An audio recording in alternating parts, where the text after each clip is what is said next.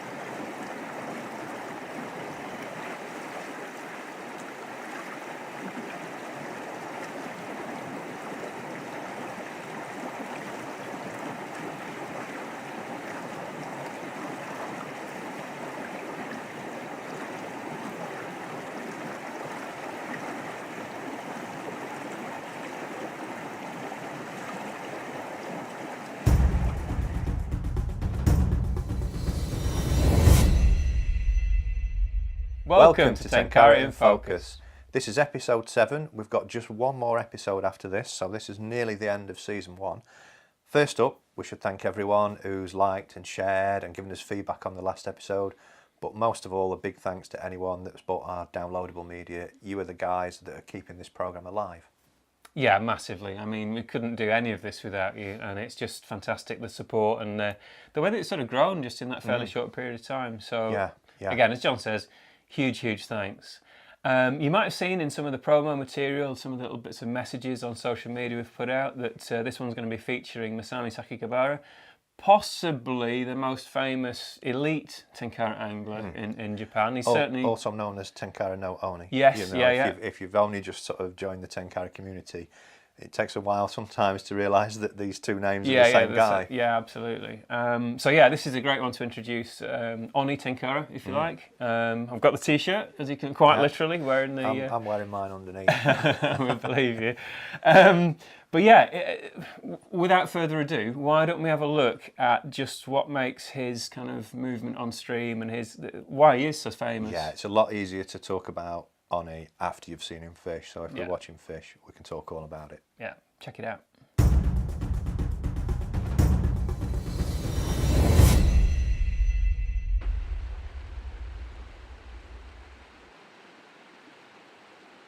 Here is an absolutely textbook case of how changing position and approach can turn an unsuccessful presentation into a fish capture. Masami's fished out this section by casting upstream without success. Now he moves round through the broken water to reposition himself. This allows him to cast across stream and use a manipulated presentation to tempt this fish into taking his fly.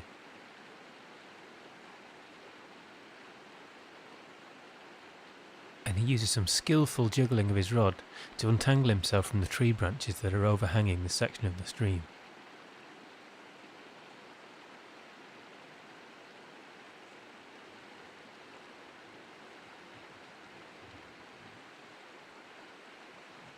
And the reward for all that is a fantastic amago from this section of the Itashiro River.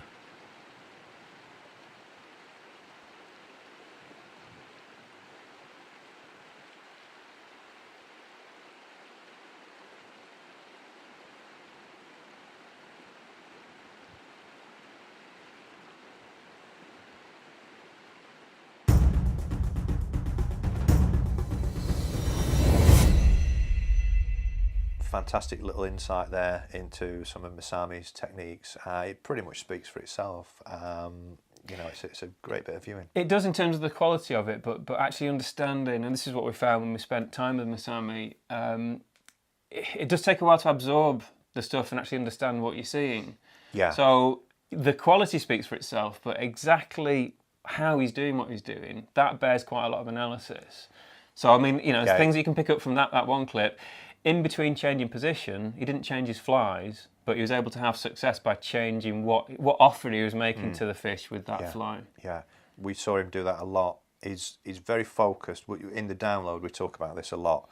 He's got that almost like one shot, one kill mentality. Yeah. He makes his first cast into a spot is the very best cast he can make.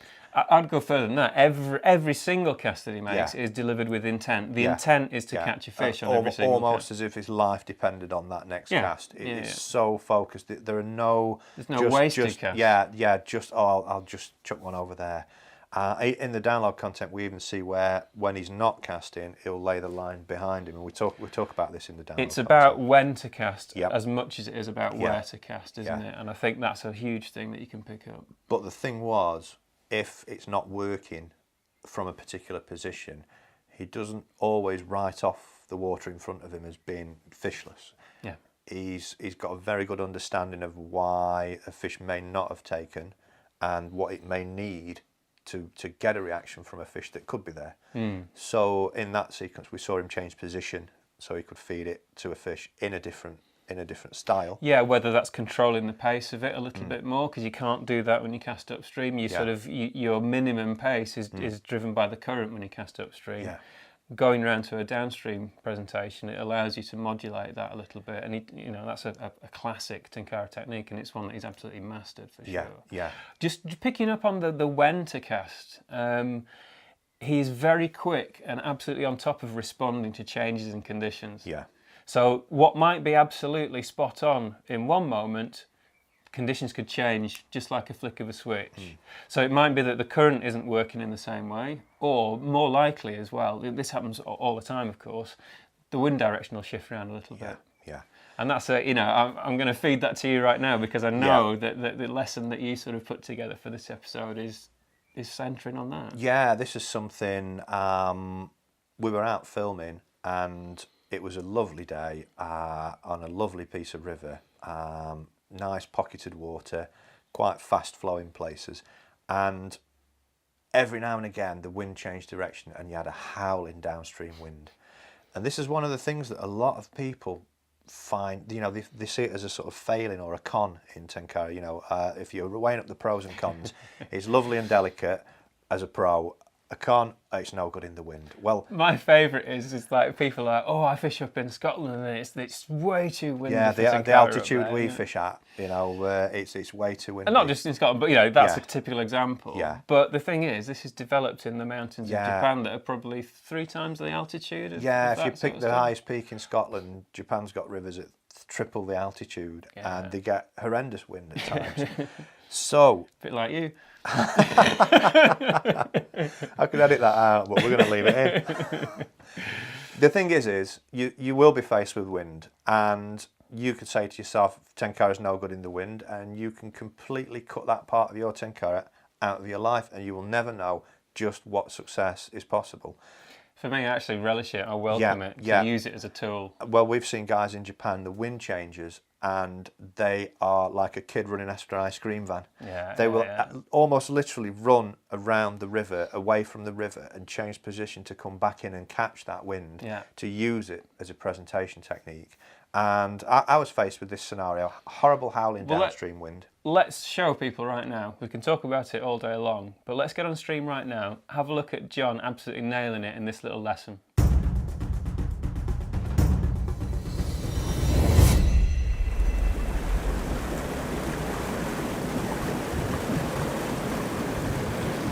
But a hell of a downstream wind here, you can probably see by the angle it's blowing the fly at. So I'm going to shift position. Skirting around the edge of the river, trying to keep a fairly low profile, although the water's very turbulent. Come back in from upstream where I've got the wind at my back.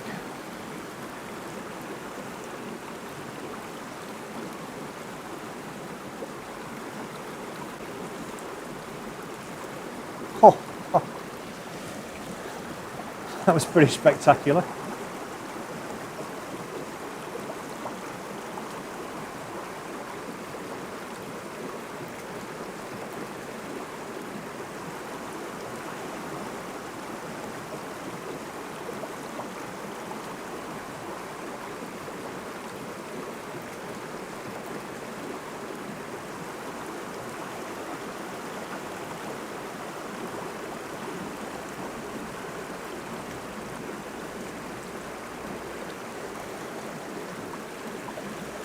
Another fish just missed my fly. It's got a better position.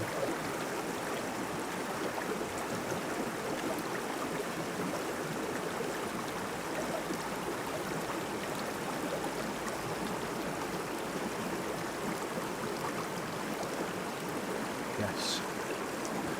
Not the biggest one in the pool.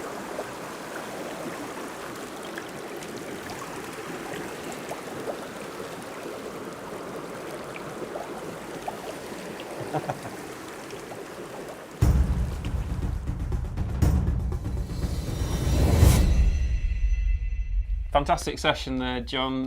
Nailed the teaching point as well as a little acrobatic fish that managed to do a backflip for you as well. That was just great to be there and see, and it was nice to capture it. It wasn't the closest, but we were filming with just one camera. But yeah, it speaks for itself. You see it super clear. For sure, yeah. It brings up an interesting point because that fish actually missed the fly, but as you saw on the clip, it had such sort of gusto, such enthusiasm that it not only went for the fly, but it left the water and did a backflip. And when you're fishing downstream techniques, this is something that you need to get a handle on. The fly is travelling slightly slower than the current. That brings with it advantages, but one of the potential disadvantages is the fish are used to timing their strike in time with the current. So they see something moving and they have to give it a lead, almost like a shotgun shooter. Yeah. It gives a lead to a game that it is shooting. You don't aim at what you're going for. The fish has to do the same calculation. This is all done subconsciously. Yeah. They've not got pens and papers. Yeah, but when you're feeding a fly downstream slower than the current, this can be a factor. So just how slow you need to go needs to vary. Well, one thing and it actually puts a lot of people off, they're actually terrified of controlling that drag, thinking that they're spoiling a dead drift. There's a very, very sort of pervasive, I don't want to say myth, but it's like a dogma in Western fly fishing. It's something that can hold you back. Yeah, the concept of drag and your drifts must be drag free, but there's a very, very big difference between the sort of passive, unintended drag where your line and fly get cut in separate currents and the fly just looks completely lifeless and tethered. When I'm teaching, I say it's got all the life of a dead cat being towed behind a car. It looks absolutely inanimate. If you've got that effect where it looks like you've banged a peg into the ground, there's something tied on the end and it's just kiting across the current like that, completely it's terrible. Lifeless. Yeah. But making the fly travel at different speeds to the current where it actually looks like it has life in it, that's a much different thing. Again, and a lot of the proponents that suggest that it's got to be absolutely natural drift, they say that, you never see a fly doing a backstroke across stream and that kind of thing. That's nonsense. Of course you do.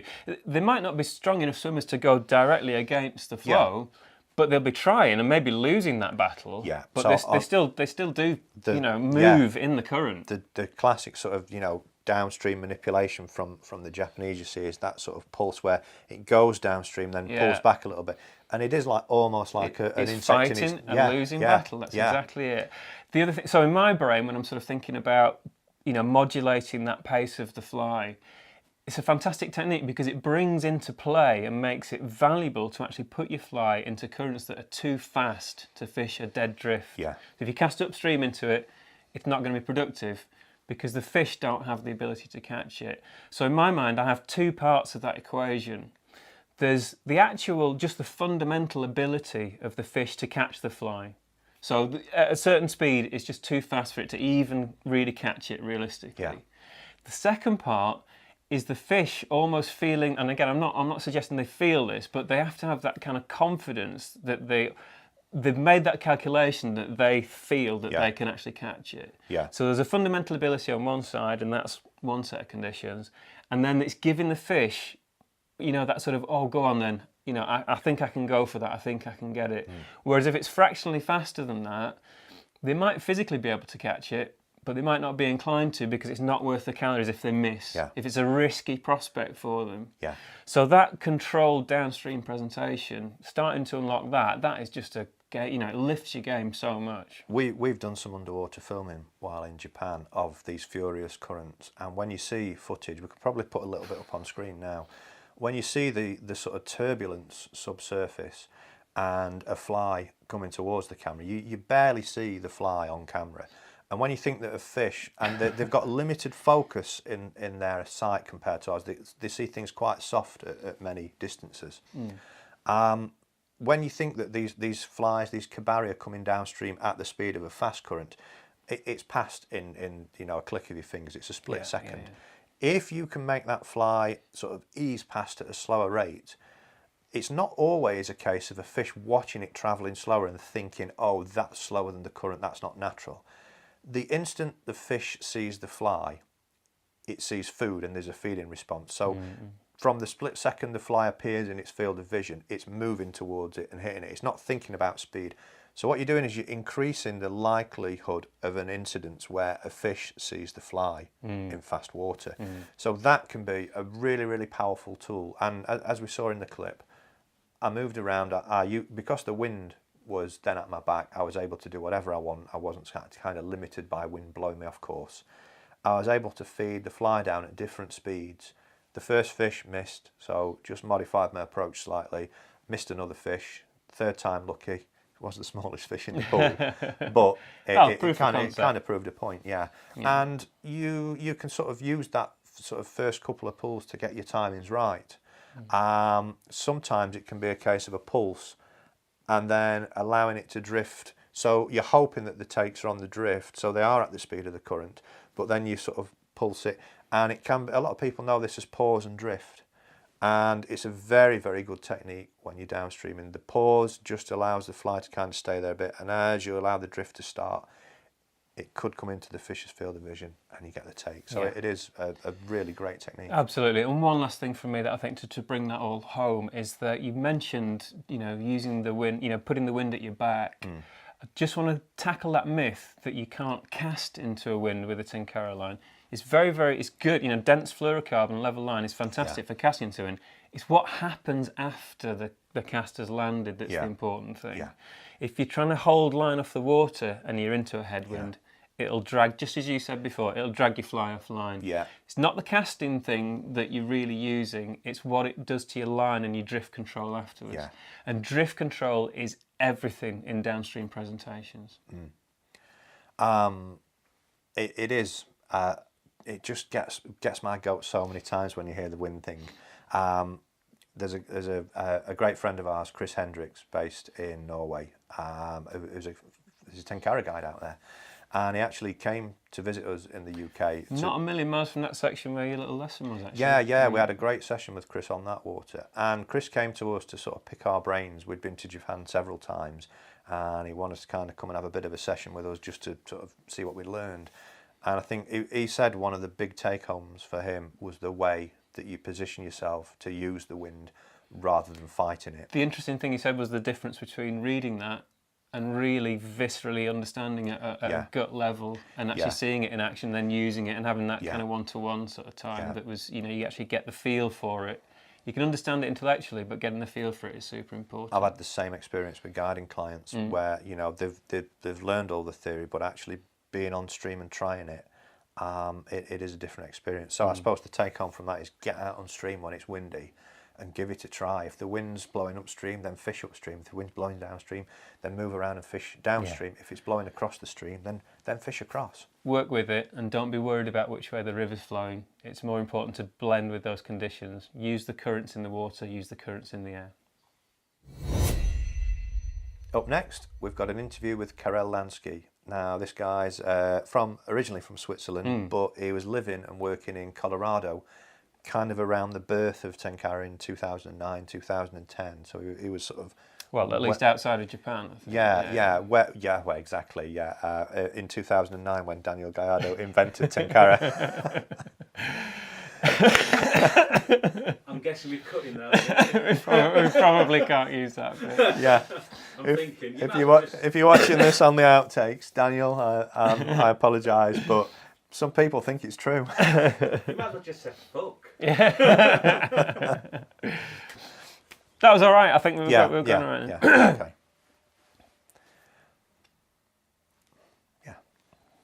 Up next, we're bringing you an interview with Carell Lansky. Carell's originally from Switzerland, but he was living and working in Colorado at the sort of birth of Tenkara in the West.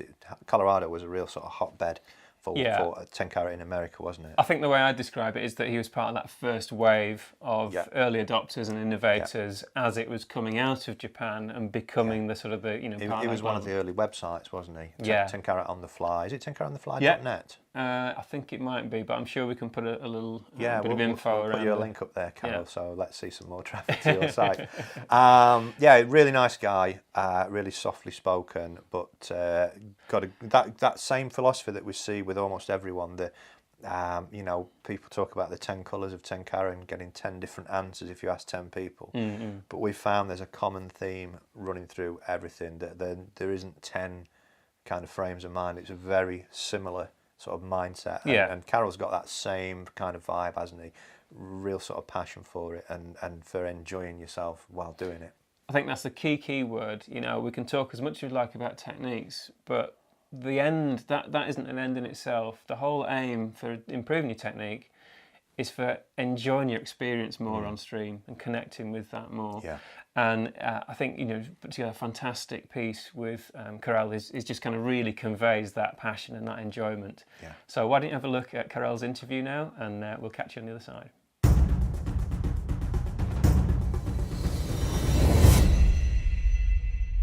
So I'm Carell Lansky. I am writing on the blog Tenkara on the Fly. I am originally from Switzerland. I grew up there and then discovered fly fishing in 1997 in Austria, and was hooked on fly fishing ever since. I moved in 2000 to the States, lived a few years in New York, and then moved to Denver, Colorado.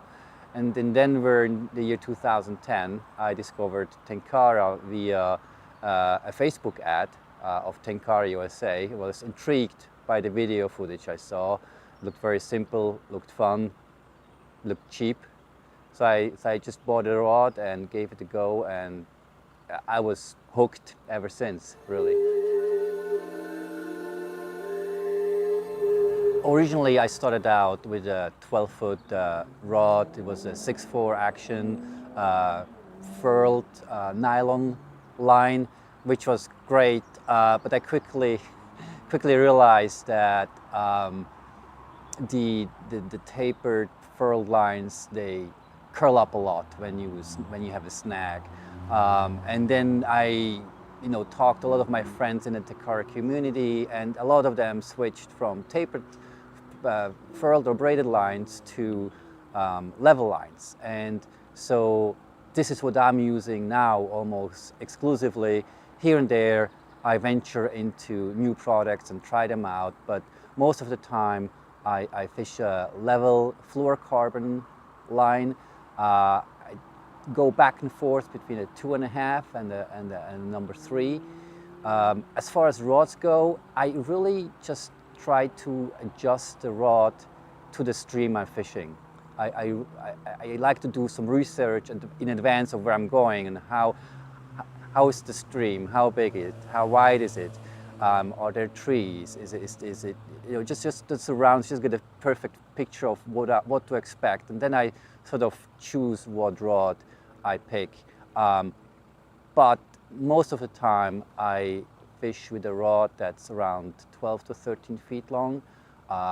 Obviously got longer rods for big rivers, got shorter rods for smaller rivers. But a good average rod that I fish most often is in a 12 to 13 foot range. Originally, I think like most of the American Tenkara anglers, I just used the tool Tenkara and put one of my Western flies on, and it worked great, and I had confidence in those flies. I did the dry droppers, nymph droppers, I did everything. And with time, I just got really intrigued by the one fly mantra, and I thought, well, let's give it a try. It was a very difficult transition. It took me about a year to get confidence in a one fly fishing approach. I got successful. as I said, it took a lot of time. But with every outing, I got more and more confidence in the fly I was using, and I didn't subscribe to the one fly. It's more like any fly.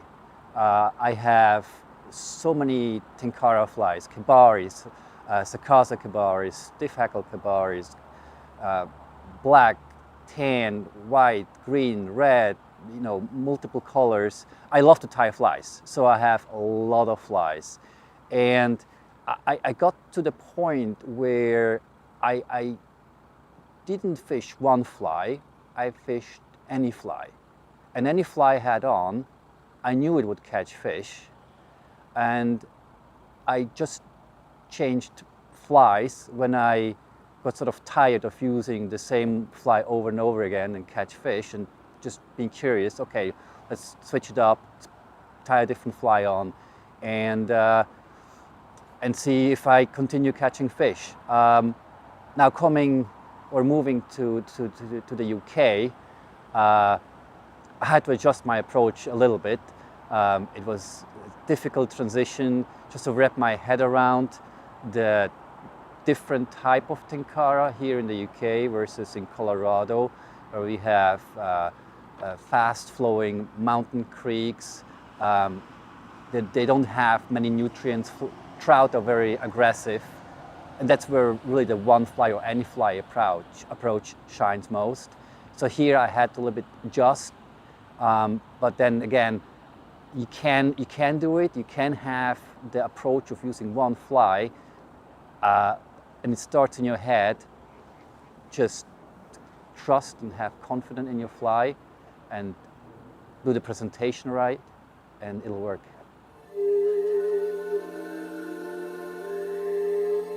So I think just like anybody who starts out fishing, it's about, I want to catch a fish, right? That's my goal. As you progress, you move the stage of, okay, I caught a fish, now I want to catch many fish. At some point, many fish doesn't do it anymore, especially if they're small. You want to catch the big fish, right? So I progressed to that stage, and I think at this point, I'm really more interested in catching wild fish in their native original environment. As an example, in Colorado, I was determined to catch Colorado greenback cutthroat or Rio Grande cutthroat, and I traveled to the original drainage where the fish are native, and tried and did catch them there. Here in England, I'm very fond of catching grayling and native brown trout here in the English countryside, and that is really what drives me at this point. I have many more species on my bucket list I want to check. As an example, I want to head out to Slovenia or Italy and catch some marmoradas in their original drainage. So that is currently what drives me in catching fish. So my advice for a newcomer to Tenkara is have an open mind. Don't let others tell you what kind of fishing you should be doing. Find your style of fishing. Find what works for you. When you start out, put yourself out there. There's a great Tenkara community out on the internet, on forums, Facebook pages, blogs. Read those, reach out to people and talk to them.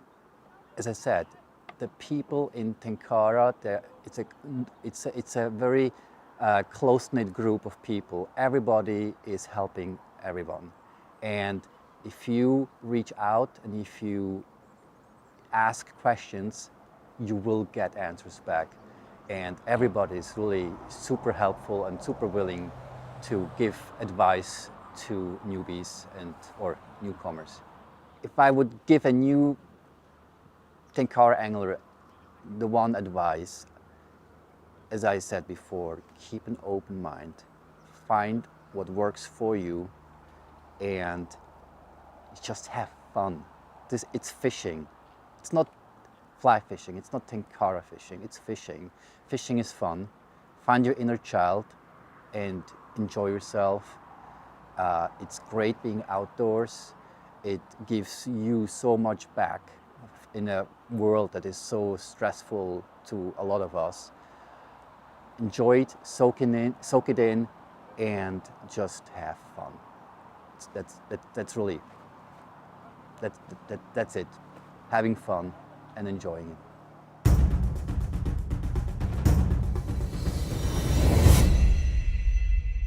Wonderful interview with Carell there. It was great to catch that opportunity with him. Yeah, he's softly spoken, but you can see there's a real passion bubbling under there for everything about Tenkara. And I think, we chatted about this interview when we'd watched it back, and one of the things that stood out for us that we've not really seen from anyone else in sort of Western circles, certainly nothing that's been talked about a lot, that idea of sort of making a collection of fish caught, it's almost a collection of experiences. Yeah, fish in their native river catchment, the fish that's sort of famous from that area. It's almost like that Victorian collection of specimens in cases, but without killing things and pinning them to a board. Yeah, it's a bit more sustainable than that. Yeah, and it's reminiscent of what we've seen in Japan, where a lot of people know about the species of fish in Japan, don't they? With the imago, the yamame, and the awane, the sort of salmonid, trout and char species. And so you may be aware of the difference between these fish, but beyond that, each fish has its own sort of strains and regional variants, don't they? And I think what I like about it and what I love about Carell's philosophy is the fact that he's appreciating the natural connection of a fish and the local adaptation of those fish. And like you say in Japan, there are locally adapted strains that occur in very specific places. But the problem is, and the thing that I love about the appreciation for the native fish in their native range, is that you're not gardening for the experience of flying. You're not creating an artificial experience by stocking. And sadly, in Japan, because there is a lot of stocking with fertile fish, that is starting to mix up and homogenise a lot of those local specialities and that value. So we'd really like to see propagate that idea of fishing for native fish in the native range, using habitat and catch and release rather than stocking fish and farming them and sort of just breeding out all of that beautiful variation and variety. We have seen in some of the Tenkara community, haven't we? There's a reverence for the sort of original native strains. Mushu-san talked about it a little bit at the end of his interview in an earlier episode.